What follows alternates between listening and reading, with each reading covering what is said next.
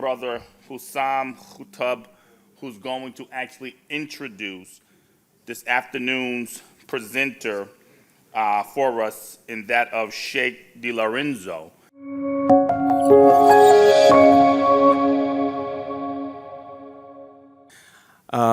Bismillah ar-Rahman ar-Rahim. Assalamu alaikum wa rahmatullahi wa barakatuh. My name is Hussam Qutub. I am actually with Guidance Residential. We're the leading provider of Islamic home financing in the United States. So I'm going to need to speak fast, otherwise I'm going to face the music. All right, so I want to give you a quick introduction about... Don't speak fast, speak thoroughly. Thank you. You know, a little background, just to kind of ground all of us back to why we're in this industry. There's, you know, this is commerce, of course, but it's commerce with ethics and values. I want to take a little bit of time initially to kind of bring us back to why does Islamic finance exist, but why does it matter? Why does it matter to all of us? And then why does it matter more than ever today? We look around the world, we see a lot of broken things. We see rising poverty, we see rising inequality, rising debt, rising unemployment. We don't talk a lot about these things, but the 8 men in this world are richer than the poorest half of the world population. If you kind of wrap your head around that, I know it's almost a concept that you can't even think about. We see an estimated 210 million people around the world unemployed, and that number keeps growing year over year. We see in the richest country in the world, in the US, 860,000 plus people homeless. Nearly 37 million people are living under poverty, under the poverty line. And around the world, debt has crippled societies, but to bring it home, there's 30,000 children under the age of 5 every day dying due to debt. That's according to UNICEF. So what's broken? Well, the modern economic system is the root cause of all of this. I'm going to introduce you to something that many of you probably already know, and I apologize for going over something you may know, but if you don't know this, I think it's very consequential. One of the issues is fractional reserve banking. The basic fractional reserve banking cycle works in a way where, you know, we all put our money in banks. There's no other place to put them, let's be honest. You're not going to put it under your mattress. You're not going to put it under your pillow. It's not safe. So we park our money for safekeeping in banks. And if I had $1,000, I put it into a non-interest-bearing checking account. That $1,000, 10% of it gets reserved, 90% of it the bank takes and lends it out at interest. And as it does so, it lends it out to things that I may or may not agree with. The person receiving it, simply by swiping a credit card for $900 to purchase, let's say, an airline ticket, receives their airline ticket. The bank takes that $900, or I'm sorry, the airline takes that $900 and deposits it in its bank. The bank takes it, holds 10%, lends out $810, 90%. This is a cycle, and just 3 cycles in, you have $1,000 that's now become $3,439. This is the definition of creating something from nothing. This is a shadow economy. But it is more so an economy that benefits the 10% at the expense of the 90%. There's a lot more I can go into today, time will not allow. I want you to think about just here in the United States, the amount of money that Muslims have in these banks sitting. Some estimates are well over $100 billion. And that money is essentially fuel. It's fuel. So we're fueling what we call a value-neutral system. And that value-neutral system essentially is focused on deregulation, deception, and ultimately causes a lot of instability. The booms and the busts that we hear of come from the core value-neutral approach to finance, which means profit at all costs as long as it's legal. Doesn't matter what I feel about it, it's legal. And if it's not legal and it could make a lot of money, I'm going to work to deregulate it. The cannabis industry is a perfect example in our lifetime. So Islamic finance comes from a timeless value perspective, where there's regulation, divine law, where there's transparency, where there's stability. So let me quickly introduce you to us. Guidance, we've been around for 25 years. We're a values-driven company. Our parent, Capital Guidance, many people ask us, are you owned by the banks? Are you owned by a riba-based mortgage company? The answer is no. We're owned by a private equity group. 65-year-old private equity group, 3 Muslim families started the organization. All companies built from the ground up as independent institutions. And when you see, and I apologize, but when you see this, you'll understand a little bit about what we've essentially done, our impact. These are the number of states we operate in today, alhamdulillah. And this is the system we're creating, a circular Muslim economy that doesn't leak out our wealth to institutions that seek to do harm to society. Because the missing piece in all of this is Islamic finance, and owned by and managed and led by Muslim institutions. Now let me introduce our dear scholar, Sheikh Yusuf DeLorenzo, who is the keynote speaker for today.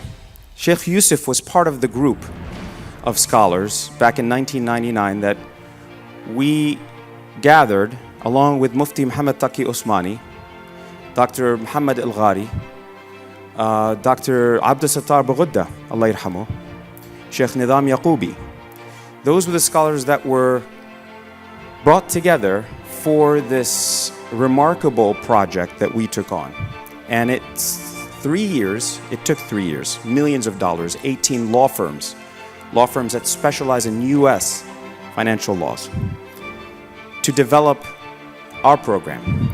Sheikh Yusuf is a scholar of Islamic financial transaction laws who works with international financial entities beyond just guidance, including institutional and private investors, home finance providers, investment banks, index providers, asset managers, and governments.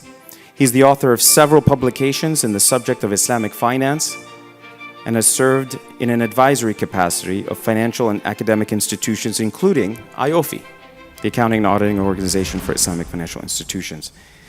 Also, the International Sharia Research Academy at the State Bank of Malaysia, the International Center of Education in Islamic Finance, the libraries of Stanford University, the Hamdan bin Muhammad University in Dubai.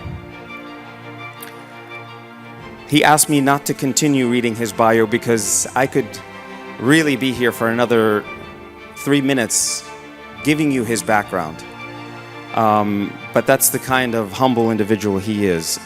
His academic work has been published in English, Arabic, Farsi, and Urdu.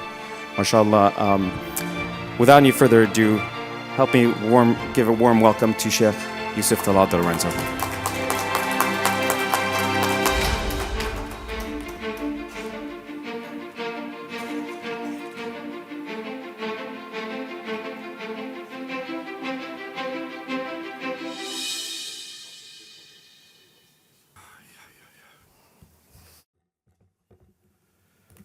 بسم الله الرحمن الرحيم الحمد لله والصلاة والسلام على سيدنا محمد وعلى آله وأصحابه أجمعين. Thank you for sticking around today to listen to whatever I have. And thank you to the organizers and presenters who've preceded me.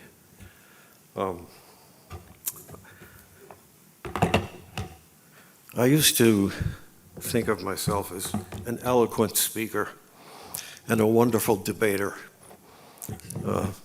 That's not the case anymore, so you'll have to forgive me. You'll have to bear with me a little bit.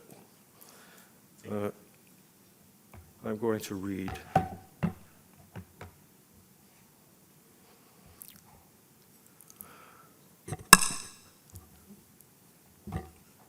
Nuruddin, Muhaddith and Faqih of Hindustan, perhaps best known for his commentary on Mishkatul Masabih, a book of hadith, was popularly known as Mullah Ali Qari. Perhaps the most famous of his many scholarly works was a book entitled Ahkam al-Quran. Afwan. See, here I go again. Ahkam al-Hajj, a comprehensive treatise on every aspect of this all-important aspect of our faith. In recognition of his scholarship, his patron, the Mughal Badshah, sent him for Hajj as the official representative of the then most wealthy and prestigious dynasty in the entire world. In view of Mullah Ali Qari's standing as a scholar and his prestige as a representative of the fabulously wealthy Mughal Empire,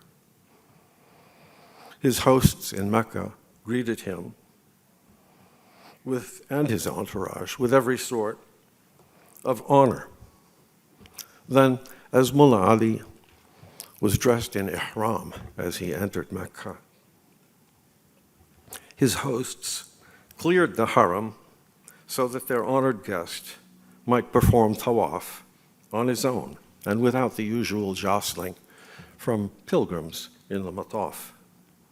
So imagine their horror and the terrible embarrassment on the part of the entourage, and indeed especially on the part of the esteemed scholar himself, when he began the tawaf in the wrong direction,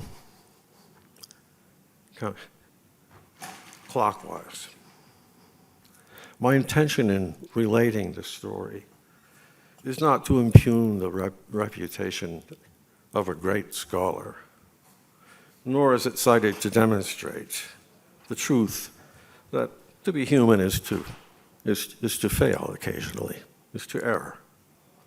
Rather, what I mean to convey is the truth that there is nothing like hands-on experience. In our own juristic tradition,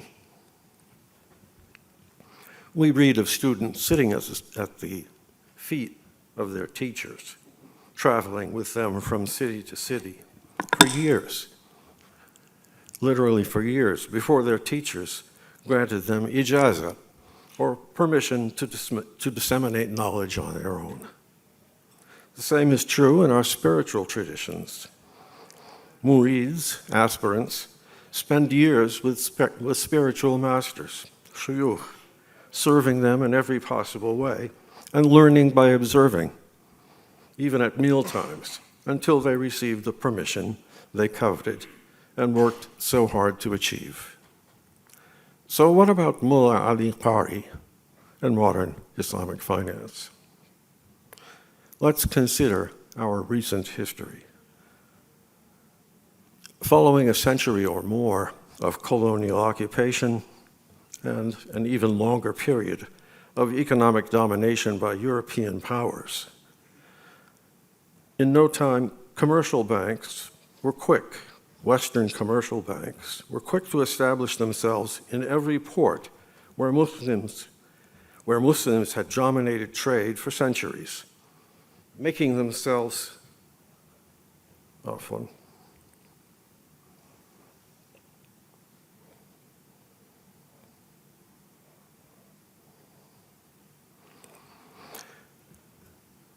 commercial banks, European commercial banks, established themselves in every port around the world, especially in our part of the world, where we had established networks of trade over the centuries, all the way from Al-Maghreb to the Philippines. Those banks made themselves essential to the new paradigm of trade in those places. By making themselves essential to the trade, they also brought their usurious practices. So in the 20th century, Muslims began the process of rebuilding the institutions we had lost to misuse and atrophy, including the educational, judicial, political, charitable, and finally, our financial institutions. Muslim intellectuals wrote about the ideals of an Islamic economy. Sayyid Qutub, for example, Ali Shariati, Ahmad al-Najjar, Maulana Maududi, all of them stand out as pioneers and thought leaders.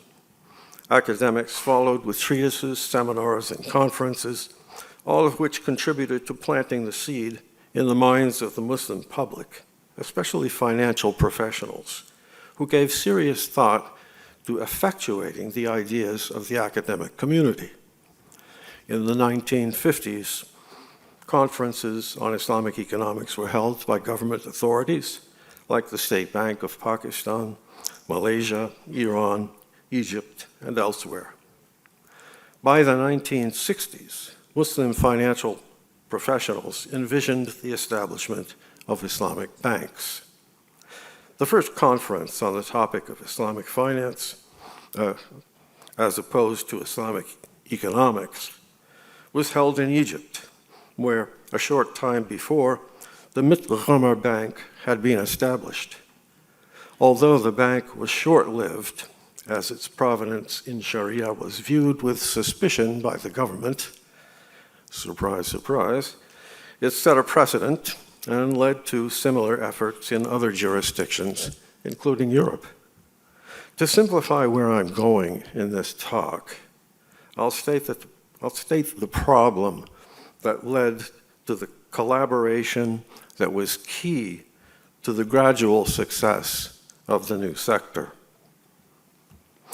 The Sharia-compliant transactions of the first Islamic banks left accountants and auditors confused. Their training, their experience, and orientation toward the net interest margin model for banks, in other words, usury, provided no help in understanding the ways in which the new banks allocated the funds they collected through deposits. And the deposits came flowing in. There was never a problem with deposits. Throughout the 1980s, the banks were literally on their own in the ways they reported earnings to shareholders and regulators. The resulting confusion led to a push for standardization of practices from all stakeholders, especially bankers, accountants, and Sharia scholars. Thus, in the early 1990s, members from each of these important professions collaborated to found AOFI. Today, AOFI's standards in Sharia and in auditing and accounting number more than 100.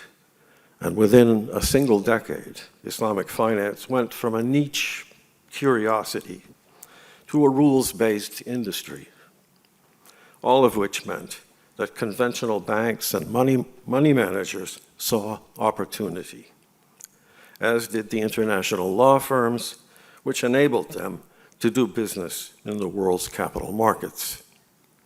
The next decade, the 2000s, saw the industry skyrocket as businesses, lawyers, scholars collaborated and innovated in meaningful ways. Alhamdulillah, that collaboration continues today, and it is based on experience, in addition to academic qualifications. The experience acquired by bankers and lawyers through working with Sharia scholars, and the experience acquired by Sharia scholars through working with bankers and lawyers. It is also based on mutual trust and an appreciation for the other's professions and traditions. So, what about Mullah Ali Qari and modern Islamic finance? In short, academic qualifications are only a part of the picture. They're insufficient, really. In our times, neither the qualifications for admission nor those acquired for a degree in Islamic finance are enough. And this applies to all three professions, really. To people majoring in business and thinking about going into Islamic finance, people who are studying the law and thinking about going into Islamic finance, and scholars of Sharia who are thinking about the same thing. All too often, people with less than full understanding of the principles and practices of our industry, and with the best of intentions, misrepresent, mistake, and mislead. So today I'd like to speak about the side of the industry that I know best, Sharia authenticity, perhaps the single most important aspect of our industry. From the early days, back in the 1980s, our Islamic banks discovered the best way to ensure authenticity was through convening meetings between bankers and Sharia scholars for the discussion of particular issues which would come up. In time, the banks established their own groups of scholars dedicated to offering timely opinions on the issues raised by the banks and their customers.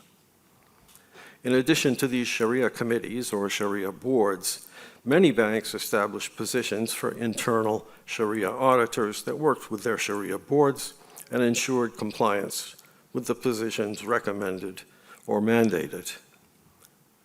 So what about Mullah Ali Qari?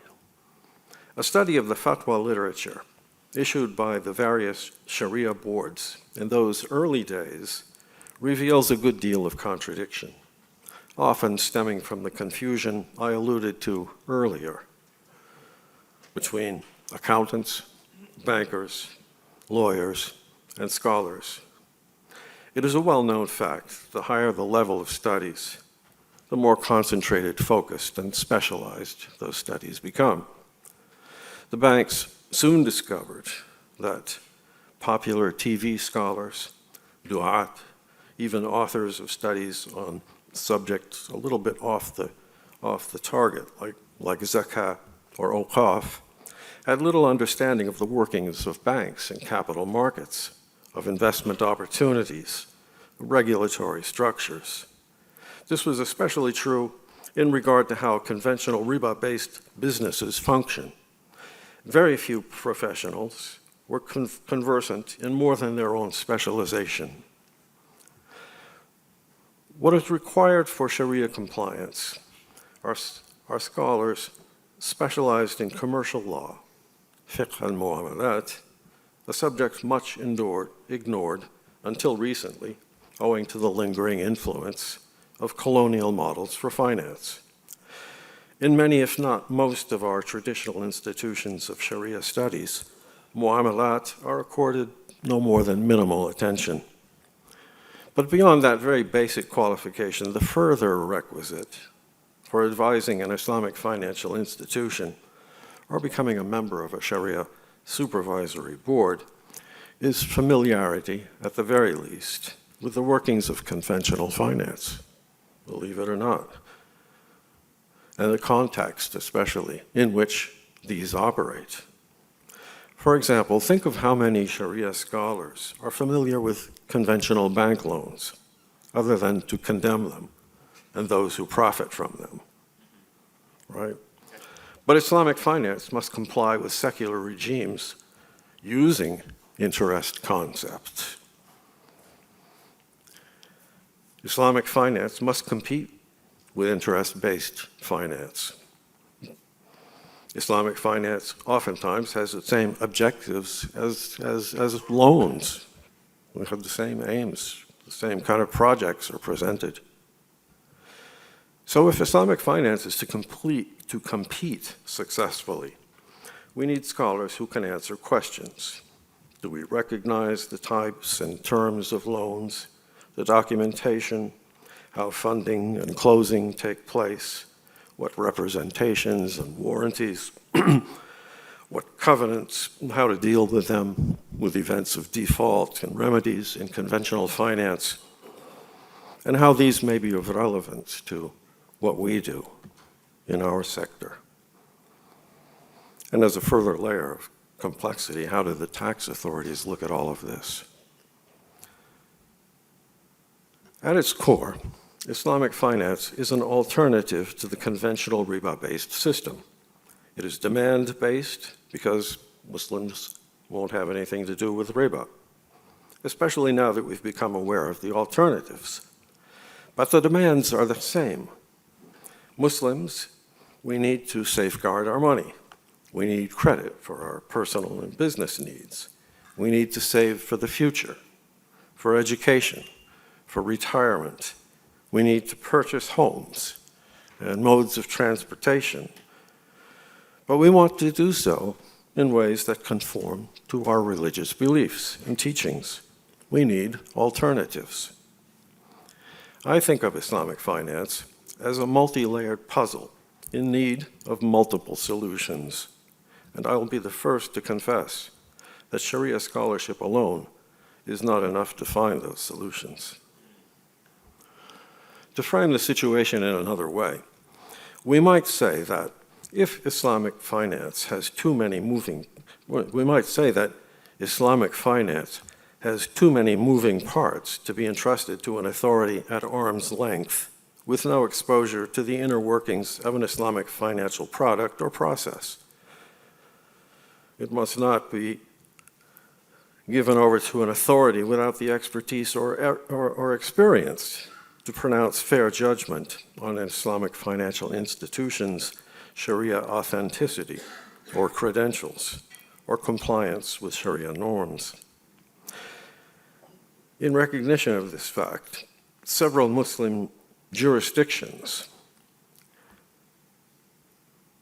have recognized this simple truth. Anxious to ensure the authenticity of Islamic financial institutions in their countries, they've established national Sharia boards. Rather than require those boards to do the impossible, in other words, noodle their way through the workings of every establishment, every bank, every Islamic financial institution in their countries, they have established, they have entrusted those national Sharia boards with guidelines. And as long as these guidelines are followed, businesses operating in that, Islamic financial businesses operating in that country will be allowed to call themselves Sharia compliant.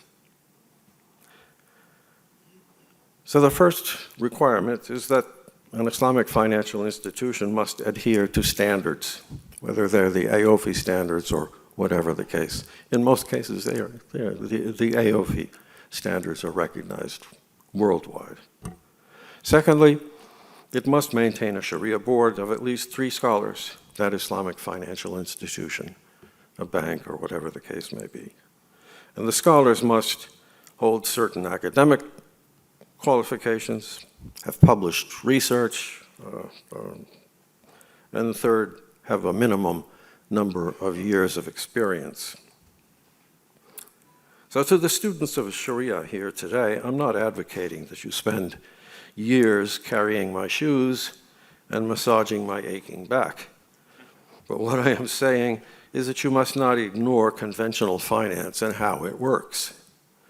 I, at present, am consulting with a Muslim jurisdiction about establishing postgraduate training in conventional finance for graduates of Sharia academies. And why?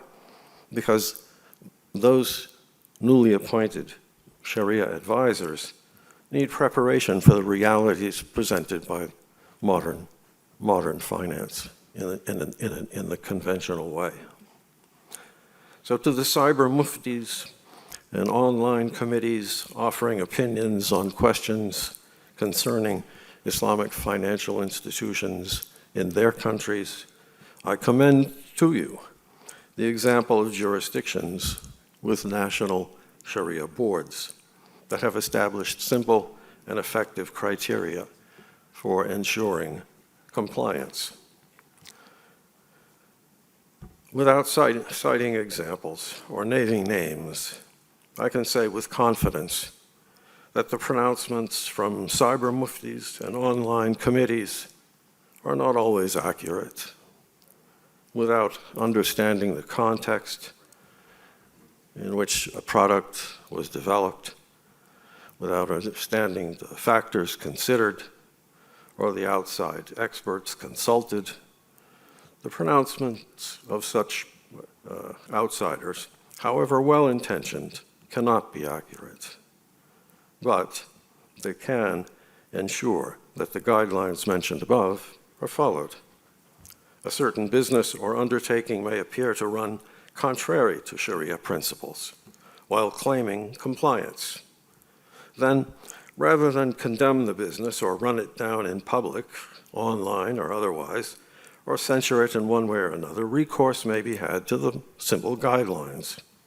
There's nothing to prevent making a private phone call or writing to a business with questions about adherence to the standards, or making suggestions for improvement, for improving the quality of their Sharia supervision, the personalities hired to help them, but for an outsider to publicize mere doubts in public automatically makes that business suspect in the eyes of Muslim consumers, convicted in the court of public opinion. That sort of work is the work of politicians, character assassination, not the way of concerned and well-intentioned believers. Are we heading clockwise or counterclockwise? So I hope my talk today at an event sponsored by an institution of higher learning here in Islamic finance clarifies the reason I feel I need to speak up. For those of you here in attendance, and as well as for the cyber muftis and social media influencers, and for a scattering of well-intentioned fatwa committees. Good intentions, husnul niyyah, husnul dhann bil ikhwan, all of these are good things. But let's not allow good intentions to wreak havoc on a small but growing Islamic financial sector here in the United States by steering sincere people, sincere and religious people, in the wrong direction.